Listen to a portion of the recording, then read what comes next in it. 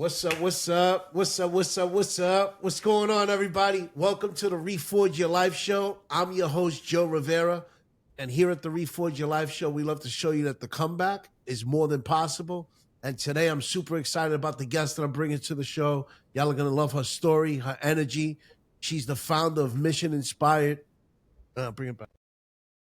What's up? What's up? What's up? What's up? What's up? What's going on, everybody? Welcome to the Reforge Your Life show. I'm your host, Joe Rivera. And here at the Reforge Your Life show, we like to show you that the comeback is more than possible. And today I'm super excited about the guest I'm bringing to the show. Y'all are going to love her energy, her story. Man, she's the founder of Mission Inspired Consulting. Dor Bourneheimr, welcome to the show. Thanks, Joe. I'm so glad to be here. Man, thank you again for coming through. I really appreciate it. I appreciate us being able to share this platform together. And I love your story, but there's no way that I'm qualified to tell it as good as you can. So I'd love for you to share with the audience a little bit about you and your story and who you are. Yeah. So let's see. When I think about your theme and I think about the comeback, I certainly think about the opportunities that the universe has afforded me to build some resilience. So whether that be personally or professionally. I have an undergrad in clinical psychology and a master's in education. I spent many, many years building other people's dreams and helping them move their initiatives forward. And I have a background in psychology, education, trauma-informed practices. I've worked for big companies like Capella, Kaplan. I was a Baltimore City public school teacher. So I have a really in-depth experience in the education space. And in August of 2023, on the heels of us just getting our military orders to move to Hawaii, I got laid off from my last corporate job. And I had the opportunity to decide what I was going to do next. So I took a severance package. I went outside. I enjoyed all that Hawaii had to offer. And my inspired business was born 8 to 10 weeks later when I had the opportunity to begin serving purpose-driven leaders as a private consultant. Man, awesome. I mean, man, taking that drop, that change and transition from dropping a corporate job to moving into, a completely different field, that could be challenging in its own. Yeah, and honestly, I feel like life prepared me for that moment. I often say life happens for you and not to you if you can take a look back and realize all of the gifts. And so I would say just the opportunity to have moved halfway around the world with my partner for his job reminded me that there was so much beauty outside. There was so much opportunity to create more harmony. And so I said to myself, I don't want to watch the sunrise and sunset from my office window. I just don't.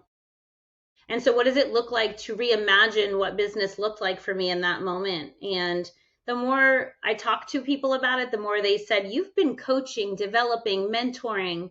You've been sharing your knowledge and gifts with people forever, for as long as I've known you. And yet you do it underneath the brand of someone else. What does it look like to show up fully for yourself and create your own brand and create your own business? And so in the business world, that was my major pivot and certainly my opportunity to decide what I was and wasn't going to allow going forward. And I think some of my upbringing and some of life experiences made me even more resilient, recognizing that it's all a choice. And so each time you decide what you will and will not allow, you get to choose again and co-create and see what happens. And so I took a bet on myself that year and it really paid off. Yeah, congratulations on taking the bet on yourself and winning at it. I know the feeling of being tired of living somebody else's dream and helping somebody else build, their fantasies and what they're looking to build and the business that they're looking to grow. And turning it into, you know what, man, I'm tired of doing this for somebody else. I want to do it for myself. But I also am familiar with the challenges that come along with that journey. So I'd love for you to share with the audience, some of the challenges that you went through to make that transition and that change in your life. It's interesting. As I went through my different corporate experiences and my different work experiences, there was always one underpinning challenge that I watched because I'm a very human-centric leader, which is at times of transition, many of these big businesses, big corporations, private equity corporations, they functioned in a way that was out of alignment for me. And when I say that, I say they did a lot of transactional leadership versus relational leadership. And so when it was time for me to say, how do I want to take care of the people that I work with, the two people I surround myself with, who do I want to choose to create a culture with? I wanted to be more selective than that. I wanted to always put people first.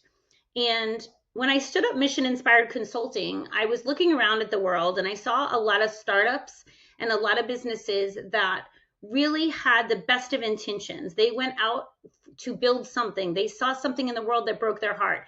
And they said, you know what, I'm going to do this differently. And yet they need people like me to come alongside and to make that dream happen. Show them that they don't have to sacrifice mission for people. And so in all of the work that I do, I actually partner with purpose-driven leaders and help them amplify their impact.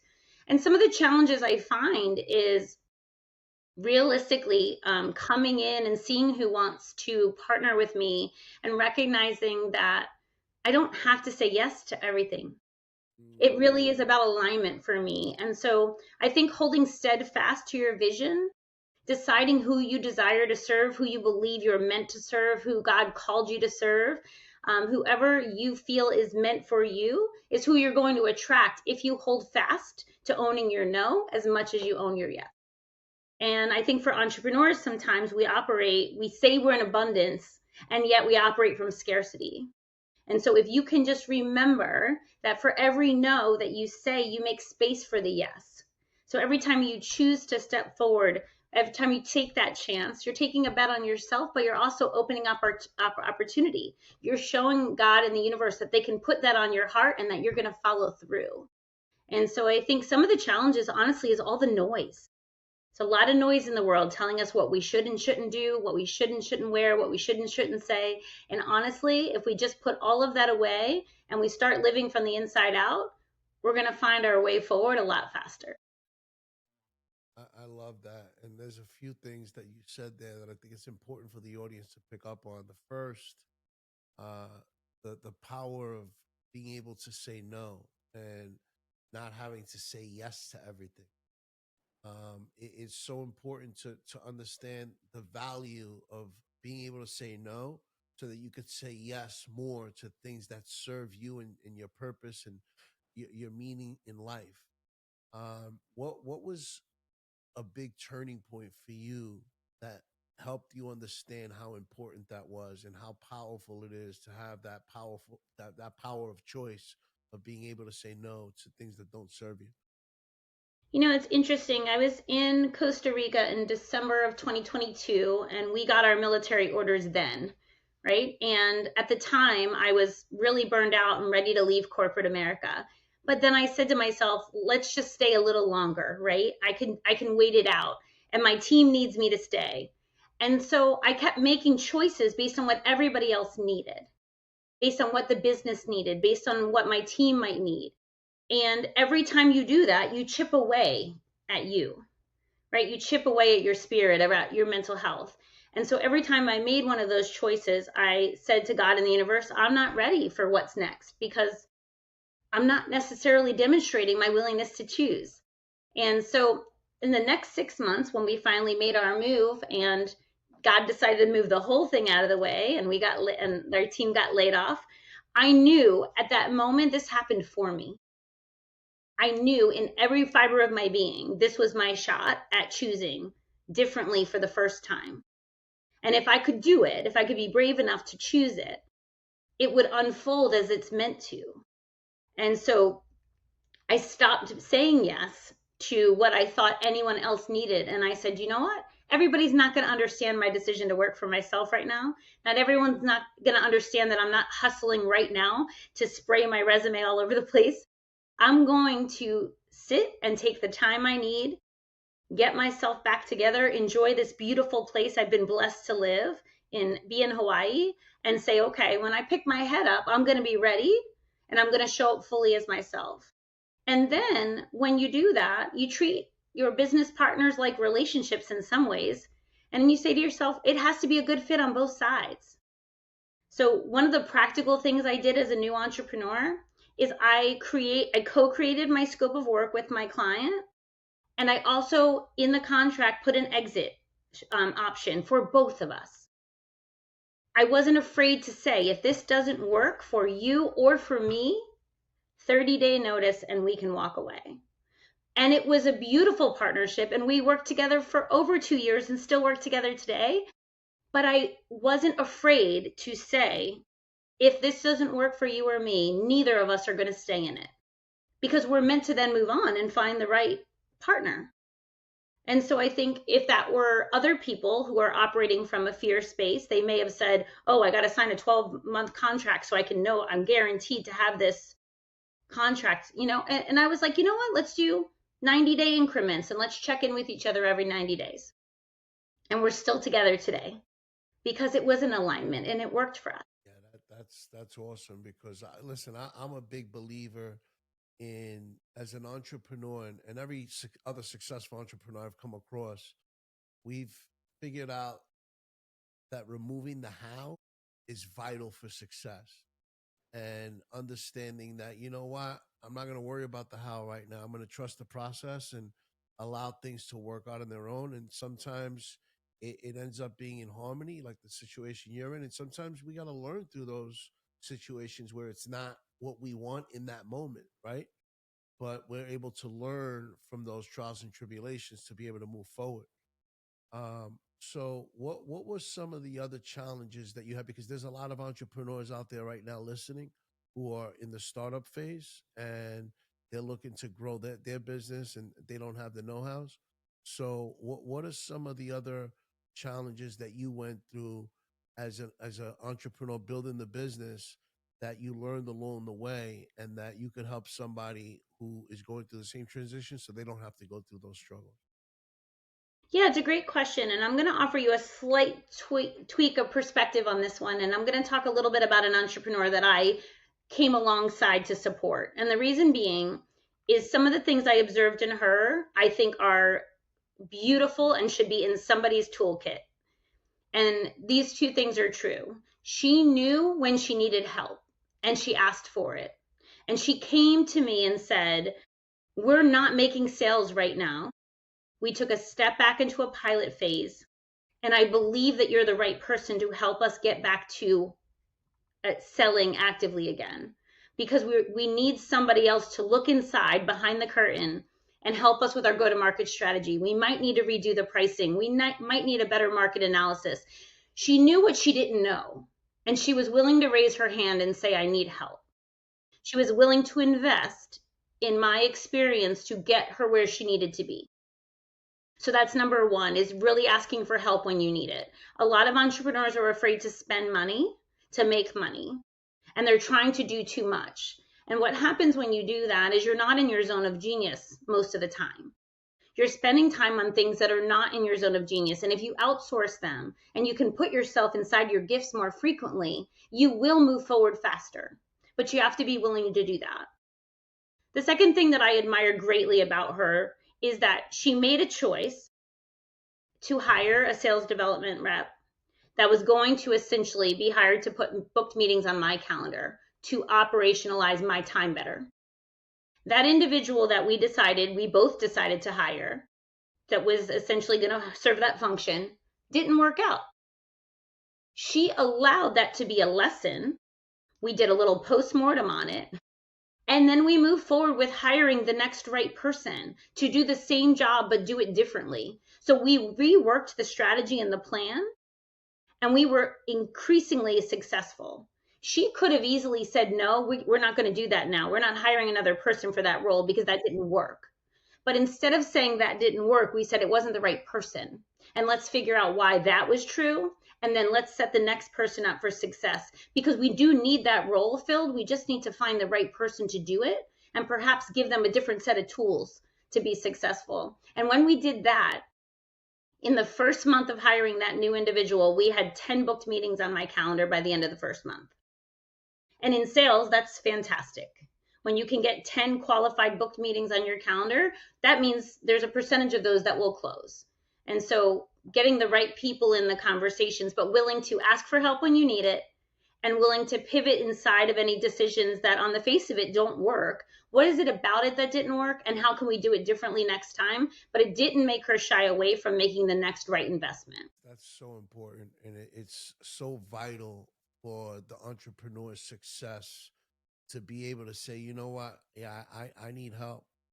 I can't do this on my own. I don't know about this situation. I need to learn from here. How could I grow from here? And having someone be able to guide you through that is so important. And it's about removing ego. It's about being vulnerable. And guess what? Vulnerability is not a weakness. It's a strength. It's a superpower. And asking for help is going to help take you to the next level. And also, you mentioned about being able to pivot when things aren't going as expected, and that's another vital tool that entrepreneurs need to hold on to and utilize, is being able to pivot when something doesn't go the way you expected, but also to have the guts to make that decision to do so and stand by your decision, because that indecisiveness, it'll destroy you if you allow it to. And I'm sure we've all been there when we've had that moment of indecisiveness sometime in our life. But For man, sure. yeah, it's so important to be able to lock in on a decision, stick to the decision, and move forward with it, because no matter what, it's going to be a learning opportunity one way or the other. Not every decision you make is going to be the right decision, but I mean, or should I say the best decision? Because it's not about right or wrong, but it's about not every decision is going to give you the best result, but you can always learn from it. So this way you don't make it the next time around. And just exactly what you're describing is the discernment, right? I admired her ability to be discerning and to just say, yes, we're going to go and we're going to be wildly successful, or we're going to learn. And then when we learned something, we took that learning and we folded it into the next strategy. And it was the ability to ideate and iterate as we move. I mean, we worked in the field with her business is education. Underneath this new administration, if you're not pivoting in education, you're losing. Yeah, you got that right. So Absolutely. the discernment is just another quality that we all need to embrace as entrepreneurs. You need to just know when to make a decision and be prepared to learn either way. Yeah, no, absolutely. Speaking of qualities as an entrepreneur, what would you say your top three qualities are for an entrepreneur? You know, it's interesting. I always anchor back to core values when I think about qualities, because I do think there's something to say for moving in this similar way. So I would say the operating with integrity is just something that I do. It's part of my core values. Dr. Brene Brown asks us to only have two. So integrity and wholeheartedness are my values. But as an entrepreneur, those qualities shine through in the way in which I interact, lead, coach, develop people. I will take care of your business as if it is my own. But I really want people to feel seen and heard and valued in all of my interactions. And so I love that you said there was no good or bad, because I really encourage people to not label things as much as to just take the opportunity to see what it is, see it for what it is, and then let's decide where we want to go, right? And incremental growth is always the right answer as long as we're taking care of our people.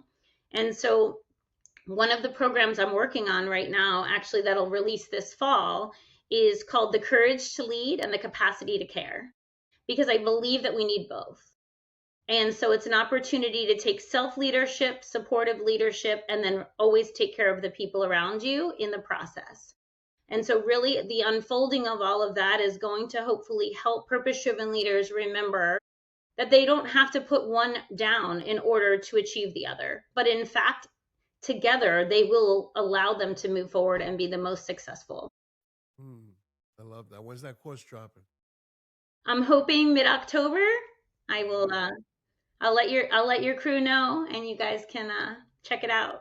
Yeah, yeah, love for it. Let me know.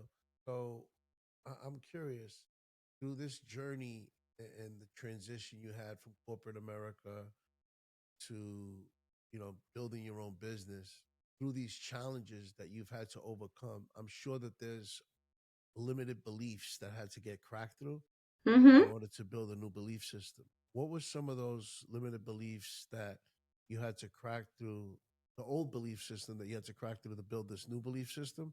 And I'm also a big believer that these limited beliefs, they always come up. It's about learning how to overcome them once we conquer that. So what are some of those beliefs that you had to overcome?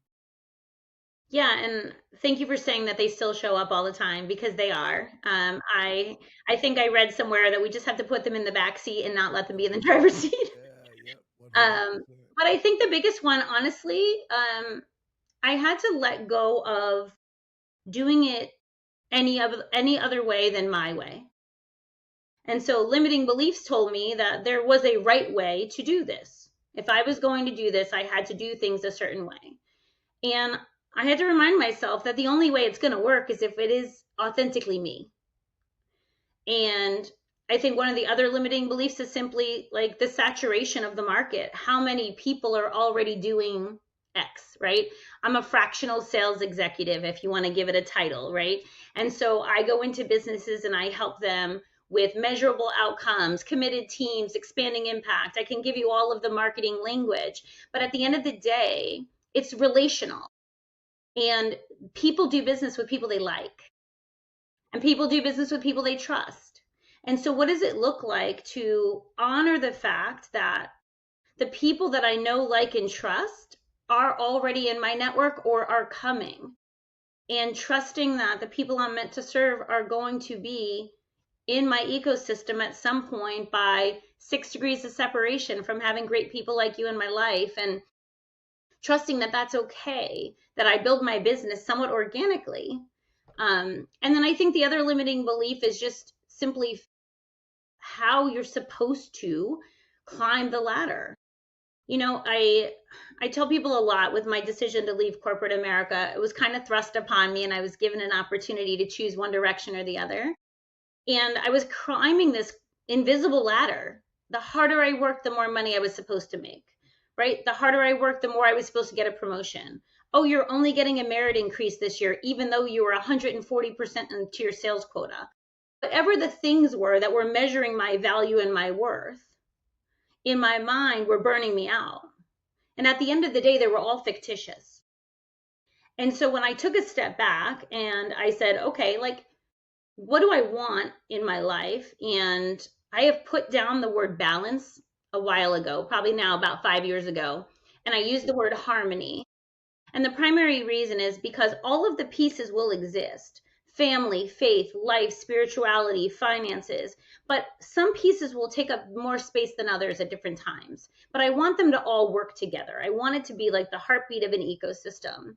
And I don't want to have to sacrifice one for the other, just simply recognizing that sometimes certain things will take up different spaces. And so recognizing that those decisions are mine alone to walk out, um, isn't both empowering and it's scary because there's a limiting belief that there is a way to do this, right? There is a formula, if you will. There's plenty of people on Instagram telling you that they got the formula and they'll sell it to you. And so at the end of the day, just deciding to honor the way in which I do business is why people love doing business with me. And so continuing to be wholly myself continues to be the right choice. But it is a brave choice, and it's a choice I have to make every single day, especially when you talk to people that don't quite get it. Yeah, no, absolutely. And man, authenticity is so important, and about being true to who you are so that you could carry out your mission, your brand, the way that you're supposed to do it. If you're not being authentic, you're not going to be able to do that. Uh, and there's a lot of having to let go of what other people think, Mm-hmm. and really believe in what you're doing, and what's driving you to do that. Man, thank you for sharing that, because I think that's really important for people to truly understand. You touched on my next question a little bit before, but I want to touch on it a little bit more, because I believe that when we break through these limited beliefs, and build this new belief system, that there's core values that are uncovered, right? And you mentioned two of your core values. Can you give a couple more of the core values that were uncovered through the journey when you were able to crack through the old belief system? Yeah, so the two that I already mentioned, integrity and wholeheartedness, really being human centric. Um, there'll be people that tell you that you shouldn't care what other people think. And there's an element of that, right? Other people's opinions of me are none of my business, right? There's a lot of good, fun, kitschy sayings about it. But at the end of the day, I do care. I'm an empath. I'm a person who moves through the world and I pay attention to how people feel, how they feel seen. And I hope that in my presence, they do feel seen, heard, and valued. And so that's a reciprocal relationship energetically that I desire to create for the people that know me, the people that share space with me, that share community. And so I've owned that. And so connection, belonging, integrity, wholeheartedness, family, chosen family, or your birth family, bloodline. One of the beautiful things living in Hawaii, they talk of the spirit of Ohana. And Ohana is family, but it goes beyond your bloodline. It is anyone that contributes positively to your mana, which is your life. And so for me, that felt so at home when I learned that. And it's because that's how I've moved through the world, right? I have friends that became family. I have neighbors or my friends' parents who were so loving and parenting at a time where I needed that. I have people in my life that have been my friends for 30 years, 25 years, and these people are my family. And we treat each other like family and we feel like family and we'd go out of our way for each other. And so there are so many aspects of that word family that mean a lot to me. But I think that connectedness, that intentionality with people is how you foster, develop, and curate those relationships in a meaningful way that they withstand all of the good and the hard things in life. Absolutely. Family is it doesn't necessarily have to be blood, right? There's people that will be there for you that you count on, and you know that that's your right hand pretty much, and it doesn't have to be blood all the time. It could be someone that's just there for you that through thick and thin will give you the shirt off their back, and you'll give the shirt off your back for them, and just always have that tight friendship, that tight bond that's unbreakable. And it's a blessing to have those people in your life, and those are the people you want to keep close.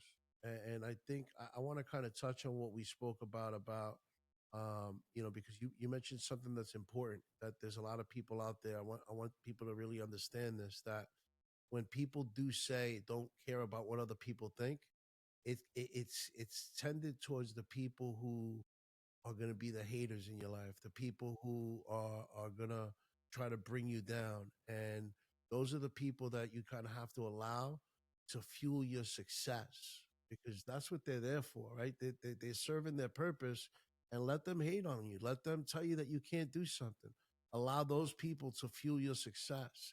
And then the people around you that you should be empathetic for and should care about how they feel, those are the people that you do want to care about their feelings. So I'm glad you mentioned that, because that's really important for the audience to pick up on that. No, and thank you for making a distinction there because I think there's an element of it, right? I just recognize for myself that I don't function in absolutes. I'm not an all or nothing in that regard, right? And so I recognize when I look around, it does matter to me that if somebody is new to a room, that they feel like they are welcome. It matters to me that the people that I choose to spend my time with know how important they are to me. So if I have done something, intention versus impact, I teach this in business as well, right? Your best of intentions, if you miss the mark, your impact, you need to own that. And when you own your impact, you need to seek to understand. If you care about the relationship, seek to understand so that you can learn from that because we're not perfect. All of that is about intentionality with the people that you want to build relationship with. Very different than the noise. I called it noise earlier. I think that's what you're describing when you talk about those haters. For me, I call that the noise, right? Those people don't actually know me. Those people don't weigh in on whether or not I can put my head on my pillow at night. Those people are the people that are likely wondering how in the heck I pulled this off because they've been thinking about it for 5, 10, 15, 20 years. Right. So Absolutely. I think there's definitely a distinction between those groups of people. Yeah, 100%. And I'm glad that we're able to point that out for the audience because it could be confusing, right? When people are like, oh, but I thought we're saying not to care about what other people think. No, it's not meant in that way of just, oh, I don't give a fuck what this person thinks. It's Yeah. more of, like you said, I like the way you mentioned to clear the noise out, right? Don't allow the noise to affect your destiny and what you have going on and where you're going in life. And even the people that love us, sometimes what they have to say is like, okay, I can take what I need and I leave the rest. Or thank you for your feedback.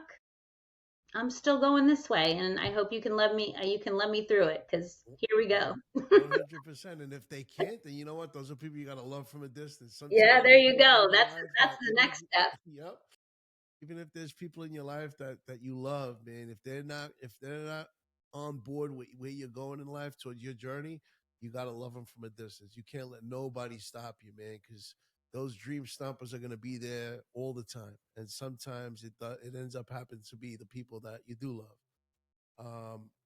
So I'd love for you, Dawn, to tell the audience where they can find you and what you have going on now. Yeah, so a couple of things, I guess. LinkedIn is easy for me. I spend a lot of my business time on there connecting with folks. So LinkedIn is just my full name, Dawn Marie Bornheimer. My business is Mission Inspired Consulting, so that's my website. There will be information coming out about the programs that I'm developing that I mentioned earlier. So stay tuned for those. They'll be announced on LinkedIn.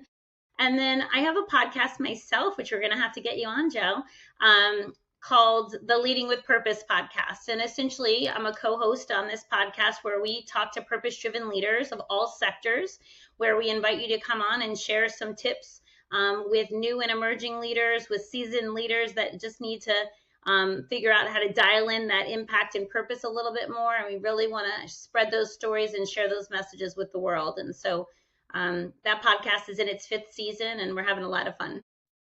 Awesome, awesome. I'd love to be a guest on that as well. So let me know. We'll Yeah, talk we'll about make that that again. happen. Yeah, sure. And all that information is going to be in the show notes. Yeah. Um, so a couple of questions that I ask all my guests. The first is, what does the word purpose mean to you? The word purpose, I really focus in on that intention, but it's also the calling on your heart. There's this whisper that we got at some point in time in your life that told you why you're here. And digging in, listening in the quiet of the night, whatever it is for you to find that internal message, there is something that is a calling on your heart that you are meant to do in this world, and that is your purpose. I believe part of my purpose is to heal my family's generational patterns forwards and backwards through my lived experience. So I'm here to walk that out, and that is part of why I am here. But there are going to be a couple of those purposes in your life sometimes. For some people, there's a singular purpose, but don't turn away from the new whisper. If you get another nudge or a whisper, it's for you. So I encourage people to just keep listening and keep tuning in because we're all here to grow, evolve, and thrive. And don't shy away from that purpose when it comes to you. And I love the way you talk about that whisper because something I talk about in one of my keynotes is about intuition and how important it is to understand when that whisper does come up and tries to connect with you through different avenues of life through that still voice. So, man, I love the fact that you just mentioned. Um, when you hear the word reforge, what comes to mind? I think it's about persevering, restarting sometimes, standing back up. It's about um, moving forward. And sometimes that moving forward is a big pivot. But I would say Reforge for me is really about that like beginning again and or the pushing forward and persisting. Yeah, with the restart, pushing forward. I love that. So Dawn, what's there's somebody out there right now that's not watching this episode, and somebody else that's watching it can pass it off to them, or somebody that's watching it who doesn't have the tools, the know-hows, and they need to reforge their life.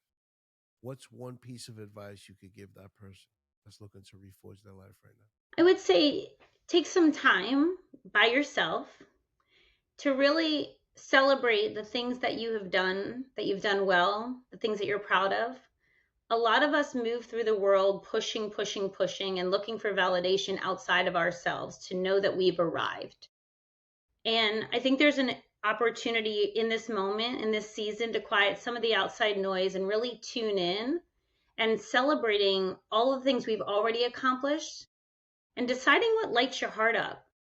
And when you put your energy towards things like your purpose, but even more simply, things that light your heart up, things that bring you joy, you will get closer to the reason you are here and the work you are meant to do in this world. And I would just invite you to sit with yourself to unpack that a little bit. And for some people, it starts by just kind of making a list of all your wins or the things that you've done, that you've accomplished, that you're proud of. We don't celebrate ourselves enough. And it's not about ego, it's about acknowledgement. It's about taking a moment to say, yes, thank you. I receive that. And in order for us to continue to pursue dreams and chase big things, we have to be willing to celebrate all the little things along the way. And so I hope that whomever this message is really for is a reminder that when you go inward, you're going to learn a lot about where you want to go next. Man, that's so important. Celebrating your wins. One thing I do with all my coaches, of my all my clients for my coaching program, is I make them write down 3 wins before we get back on the next conversation. It's so important. No matter how small they are, celebrate those wins. Congratulate yourself. Don't wait for somebody else to congratulate you, because you could do it yourself, and it builds confidence along your journey. Um, what's one thing that the audience doesn't know about you that you enjoy doing for fun? Um, I do volunteer with military members and their spouses as they transition out of active duty life. And so, my partner being a military officer, we move every few years, every 1 to 2 years. It asks me to create community connection and opportunity everywhere that we move. His orders are his, right? So I'm as saying yes to that relationship moves me along to that new location. And you get to choose how you show up. You get to decide who you're going to be in each season of life. And so, as a military connected spouse, I also recognize that there is a layer of support missing for those that are in that transition point. The unfortunate suicide rate is unbelievably high for individuals exiting major sports, exiting the military. When you get in that transition point, trying to figure out what's next in life, when all you've ever known is on this side, the unknown is a very scary place for some people. And so, if I can help them build that muscle to feel more skilled and more confident to advocate for themselves when they get to the other side for whatever life has to offer, it's an invitation for them to feel supported and seen and valued and qualified. And so I do that volunteer work and I happily do it. I love it. It brings so much joy to me to know that there's one more person in the world that knows just how immensely qualified they are for the next season in life, whatever that may be. Picking up, you keep freezing. It, yeah, you there? No, you're not frozen. You Yeah. froze up. All right, so let's go back to that question. So this way Okay. everything comes out, all right? Because it was kind of chopping up. So, Yeah. Dor, Sorry about that. what's one thing the audience doesn't know about you that you enjoy doing for fun? So I volunteer with an organization called American Corporate Partners, where I mentor and coach military members and their spouses who are exiting the military. And so they're entering a point of transition where life is very unknown on the other side for them. They've been skilled and taught and developed and trained a certain way for many, many years. And to really recognize how valuable they are on the other side and help them find what's next for them, it's just a beautiful invitation. And I'm excited to help them see that, vision it out, and make some really powerful choices for their future. Yo, it's hot in here, bro. You've always had the air on.